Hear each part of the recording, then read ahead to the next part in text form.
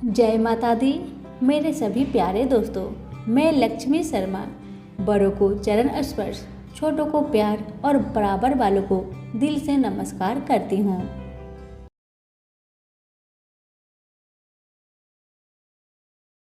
आज सुनिए विष्णु पुराण कथा भाग 4। क्षीर सागर मंथन के समय राक्षस देवताओं का मजाक उड़ाते रहे और अपना पूरा भुज बल दर्शाते हुए सर्पराज को खींचते रहे। देवताओं ने अपने बल का पूरा पूरा प्रयोग किया। उनके खींचने की इस प्रक्रिया में वासुकी महासर्प ने अपने जहर को उगल दिया। विष ज्वालाएं बिखेरने लगा। इन ज्वालाओं में कितने ही राक्षस जल गए। लग रहा था कि इस हलाहल से पूरा लोक ध्वंस हो जाएगा। उसी समय मंदर पर्वत भी समुद्र के अंदर डूब गया। सबने शिव से प्रार्थना की। शिव ने हलाहल को निगल डाला और उसे कंठ में ही रोककर लोक की रक्षा की। वे गरल कंठ कहलाए गए। विपत्ति टली पर पर्वत डूब गया। देवताओं ने विष्णु से प्रार्थना की। विष्णु ने बड़े कच्छप के रूप में कूर्मा अवतार लिया और समुद्र में डूबे पर्वत को अपनी पीठ पर ढोते हुए ऊपर ले आए। कच्छप बनकर मंदर पर्वत को ढोते हुए विष्णु ने बड़ी ही सावधानी बरती। पर्वत त्राग पर बैठकर उन्होंने एक पांव से उसे दबाकर रखा, जिससे वह इधर उधर ना हिले डुले। साथ ही देवताओं के साथ मिलकर वे समुद्र को मथने के काम में लगे रहे। यो विष्णु बहु रूपों में दिखे। सागर मंथन का काम सुचारू रूप से चलने लगा। क्षीर सागर से चंद्र, लक्ष्मी, कल्प वृक्ष, कामधेनु, इरावत हाथी, उच्च श्रवा घोड़ा, सूरा नामक नशा व उत्तेजना प्रदान करने वाला पेय और कितने ही पदार्थ उत्पन्न हुए। शिव ने कंठ के हलाहल के ताप के उपशमन के लिए चंद्रमा को सिर पर धारण कर लिया और चंद्रशेखर बने। लक्ष्मी देवी ने श्री वत्स कौस्तुभ मणियों की जयंती माला पहनकर विष्णु से विवाह किया। विष्णु लक्ष्मीकांत बने। देवता सूरा पीकर सुर बने। अंत में अमृत प्राप्त हुआ। आयुर्वेद के मूल विराट धनवंतरी के रूप में अमृत कलश लिए अनेक औषधियों को धारण किए विष्णु पद्मासन पर आसीन हो समुद्र से होते हुए प्रकट हुए। अमृत के लिए जब क्षीर सागर मथा गया तब प्रारंभ में हलाहल विष उत्पन्न हुआ। कितने ही विशेषताओं के घटने के उपरांत और देव सहायताओं के बाद अमृत प्राप्त हुआ। लक्ष्य की प्राप्ति हुई। इसलिए श्रम से साधा जाने वाला काम सागर मंथन कहलाता है और यह उसका पर्यवाचिक शब्द बन गया। धनवंतरी के हाथ में जो अमृत कलश था उसे राक्षस उड़ा ले गए और दावा किया कि यह हमारा ही है। राक्षसों और देवताओं में मुठभेड़ हुई। जब दोनों के बीच में यह छीना झपटी हो रही थी तब मंत्र मुक्त कर देने वाली जन्म मोहिनी वहां प्रत्यक्ष हुई। उन्हें देखकर राक्षस उस पर रीझ गए। मोहिनी ने राक्षसों से कहा, अमृत मुझे दो, मैं बांटूंगी। उसकी बातों में आकर राक्षसों ने कलश उसके सुदुर्भ कर दिया। राक्षस एक तरफ बैठे तो देवता दूसरी तरफ बैठे। दोनों के बीच में कलश को कमर पर सटाए जगत मोहिनी नृत्य करने लगी और अमृत बांटने को सन्नद्ध हो गई। निश्चेष्ट होकर देवता एकटक उसी को तरफ देखने लगे। मदहोश राक्षस मोहिनी के सौंदर्य को देखते हुए तमन्ने हो गए। उन्हें अपनी सुध नहीं रही। देवताओं को भी पहले यह ज्ञात नहीं था कि आखिर यह मोहिनी है कौन। पर जब उन्होंने देखा कि वह देवताओं को ही अमृत पिला रही है और राक्षसों को छल रही है, तब वो जान गए कि मोहिनी कोई और नहीं बल्कि साक्षात विष्णु ही रस रूप पधारे हैं। इसलिए वे चुपचाप अमृत पीते गए। जहाँ देवता निर्लिप्त होकर अमृत का सेवन करते हुए अमर तत्व पा रहे थे, वहाँ दैत्यों ने जग मोहिनी के माया जाल में फंसकर उन्मत्त होकर अमर तत्व खो दिया। राहु नामक एक होशियार राक्षस ने जान लिया कि जगमोहिनी राक्षसों को छल रही है। वह जल राक्षसी सिंघिया का पुत्र है, बड़ा ही मायावी है। जब उसने देखा कि सच्चाई बताने पर भी राक्षस सुनने और विश्वास करने की स्थिति में नहीं है, तो उसने स्वयं देवता का रूप धारण किया और देवताओं की पंक्ति में बैठकर अमृत पी गया। सूर्य चंद्र ने उसकी यह धूर्तता देखी और उन्होंने मंदर पर्वताग्र पर आसीन बहुरूपी विष्णु को यह सूचित किया। विष्णु ने अपना चक्र राक्षस को मार डालने भेजा। विष्णु के चक्र से बचने के लिए राहु ग्रहों में चक्कर काटता रहा और आखिर अंतरिक्ष में प्रवेश किया। चक्र ने वहां भी उसका पीछा किया और उसके सिर को धड़ से अलग कर दिया। अमृत की शक्ति के कारण सिर और धड़ सजीव ही रहे। सिर राहु और धड़ केतु के रूप में दो ग्रह में परिवर्तन हुए और ग्रह राशि में सम्मिलित हो गए, किंतु केतु ग्रह के कारण अब ग्रह 9 हो गए।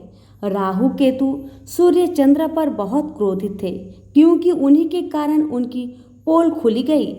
प्रतिकार की भावना से वे अमावस्या और पूर्णिमा के पर्व दिनों में उन पर छाने लगे और उन्हें पीड़ित करने लगे। यो सूर्य चंद्र ग्रहण बने। पूरा का पूरा अमृत देवताओं को पिलाकर मोहिनी अदृश्य हो गई। राक्षसों को अपनी त्रुटि मालूम हो गई। तब से लेकर वे विष्णु और देवताओं के कट्टर दुश्मन बन गए।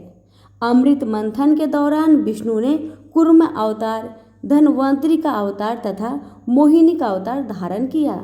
धन्वंतरी अमृत के साथ साथ औषधियाँ तथा औषधि वेद भी ले आए। वेद शास्त्रों के आदि देवता व वेदों के कुल देव के रूप में धन्वंतरी की पूजा होने लगी।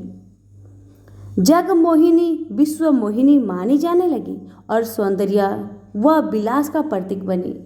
नारद जगमोहिनी अवतार की प्रशंसा करते हुए जगमोहिनी राग को महती बीना पर झंकृत करते हुए कैलाश गए। पार्वती ने यह सुनकर नारद से कहा, अधम और नीच राक्षसों को छलने मात्र से क्या जगमोहिनी कहलाने की युग हो जाएगी? हाँ माते, किसी को भी आनंद सागर में डुबो देने वाली और अपने सुंदर्य व हाव भाव से विश्व भर को अपने बस में करने वाली जगमोहिनी ही तो है। कहते हुए नारद वहां से चले गए। पार्वती ने यह बात शिव से बताई। शंकर मुस्कुराए, चुप रह गए। बाद में पार्वती के साथ नंदी वाहन पर आसीन होकर बैकुंठ गए और विष्णु से कहा, तुम्हारे जगमोहिनी अवतार को देखने की मेरी तीव्र आकांक्षा है। इसी उद्देश्य से मैं यहाँ आया हूँ। संकट के निवारण के लिए कोई न कोई भेष धारण करना ही पड़ता है। तुम्हारे लिए भी यह बाएं हाथ का खेल है। विष्णु यूं कहते हैं और अंतर्ध्यान हो गए। इतने में शिव ने जगमोहिनी को थोड़ी दूर पर फूलों की गेंद से खेलते और गाते हुए देखा। शिव सब कुछ भूल गए और उनके पास गए, पर जगमोहिनी उनके हाथ न आई और वह विश्व आकाश में घुस गई। हाथ फैलाए हुए शिव उसका पीछा करने लगे। पार्वती अस्तंभित होकर यह दृश्य देखते रह गई। शिव मोहिनी की इस लीला विनोद को ब्रह्मा आदि देवता बड़े ही चाव से देखने लगे। नंदी निश्चेष्ट होकर देखता रहा। नारद महती बीना पर शिव रंजनी राग को झंकृत कर रहे थे। आगे आगे जगमोहिनी और पीछे पीछे शिव दौड़ते हुए गए और कुछ ही समय में दोनों दिखाई नहीं पड़े। पार्वती कैलाश पहुंच गई। जगमोहिनी तेज मंडलों से होती हुई शिव को पूरे विश्व में घुमाया और कैलाश पहुंची। शिव को उसे छूने से मना करती हुई जब वह पार्वती के पास जाने लगी, तब शिव ने उसकी कमर पकड़ ली। देखा, आपका पतिदेव कितना नटखट है। कहती हुई भय के मारे वह पार्वती के पास खड़ी हो गई। देखते देखते जगमोहिनी पार्वती के सम्मुख विष्णु के रूप में प्रकट हुए। भ्राते, आप विश्वमोहन जगमोहिनी केशव स्वामी हैं। यह सब कुछ शिव केशव लीला नाटक है ना? पार्वती ने विष्णु से पूछा। हाँ हाँ, आपने ठीक कहा। कहते हुए बीना बजाते नारद वहां आए। जगमोहिनी और शिव रंजनी राग में हरिहर की लीलाओं का गान करते हुए तीनों लोकों में विचरने लगे। शिव ने विष्णु से कहा, अमृत भुलाकर राक्षस तुम्हारे जिस जगमोहिनी रूप को निहारने में मग्न हो गए उसकी मैं प्रशंसा करता हूँ। रस पिपासा असुरों की धरोहर है। विष्णु ने मुस्कुराते हुए पार्वती से कहा, कहीं ऐसा ना हो कि जब हमारी गंगा भविष्य में आकाश से पृथ्वी पर उतरने जा रही हो तब तुम्हारे पतिदेव उसे कहीं तुम्हारी सौतन न बना ले। कहते हुए विष्णु अदृश्य हो गए। इसके बाद कालक्रम में विष्णु ने कदर्म प्रजापति देवहूति का पुत्र बनकर कपिला अवतार लिया। बचपन से ही तपस्या करने का ज्ञान संपन्न होकर कपिल महामुनि के नाम से प्रसिद्ध हुए। कपिल ने अपनी माता देवहूति को अनेकों तत्वों का बोधन किया जो संख्या योग के नाम से प्रसिद्ध हुए। जब कपिल महर्षि पाताल लोक में निर्विराम एक गुफा में तपस्या कर रहे थे तब पृथ्वी पर सागर सम्राट सौवा अश्वमेध यज्ञ करना चाह रहे थे। इंद्र ने यज्ञ के अश्व को उस गुफा में छिपा दिया जिससे कपिल महर्षि तपस्या कर रहे थे। सागर के 1000 पुत्र घोड़े को खोजते हुए पाताल लोक में पहुंचे। वहां उन्होंने कपिल महर्षि की गुफा देखी। उन्होंने उस पर आरोप लगाया कि उन्होंने ही घोड़े की चोरी की और उनका तप जप केवल ढोंग है। कपिल ने आंखें जब खोली तब सब के सब जलकर राख हो गए। उन भस्म राशियों पर विष्णुपाद रखे गए और स्वर्ग में मंदाकिनी की तरह प्रवाहित हो रही गंगा को पृथ्वी पर ले आने के लिए सागर के परपुत्र भागीरथ ने घोर तपस्या की और गंगा को प्रसन्न किया। साथ ही गंगा के वेग को सह सकने वाले शिव की तपस्या करके उन्हें भी प्रसन्न कर लिया। गंगा अवतरण के समय गंगा देवी को देखकर शिव उस पर मुग्ध हो गए और उसे अपने जटाजूट में कसकर बांध लिया। फिर भगीरथ की प्रार्थना पर उसे थोड़ी मात्रा में बहने दिया। गंगा भगीरथ के साथ गई और उसके पूर्वजों की भस्म राशियों पर प्रवाहित होकर उन्हें पुण्य लोक भेजा। परम शिव गंगाधर बने और योग गंगा पार्वती की स्वात हुई। सनक नंदिनी मुनि कहलाए जाने वाले सनक, सनंद, संतसु, सनत कुमार नामक 4 मुनि ब्रह्मा के मानस पुत्र है। सदा वे बालक ही बने रहते हैं। विष्णु भक्ति में तत्पर होकर विष्णु का गुणगान करते हुए सभी लोगों में विचरते रहते हैं। विष्णु के दर्शन करने वे बैकुंठ गए। सब द्वारों को पार करते हुए विष्णु मंदिर द्वार पर पहुंचे। विष्णु के ही रूप के जय विजय वहां के द्वारपाल है। उनके 4 हाथ है। उन हाथों में चक्र, शंख, गदा व अभय मुद्राएं हैं। उन दोनों ने मुनियों से कहा कि यह अंदर जाने का समय नहीं है। तब सनक सनदों ने कहा, विष्णु दर्शन के लिए हमारी दृष्टि में कोई समय असमय नहीं होता। कहते हुए उनकी परवाह किए बिना जब वे अंदर जाने को उद्यत हो गए तब द्वारपालकों ने गदाएं उठाकर उन्हें रोका। सनकादि मुनियों ने उन्हें श्राप देते हुए कहा, तुम में विष्णु द्वारपाल बने रहने की योग्यता नहीं है। राक्षस होकर जन्म लोगे। यह कोलाहल सुनकर द्वार खोलते हुए विष्णु लक्ष्मी समेत वहां आए।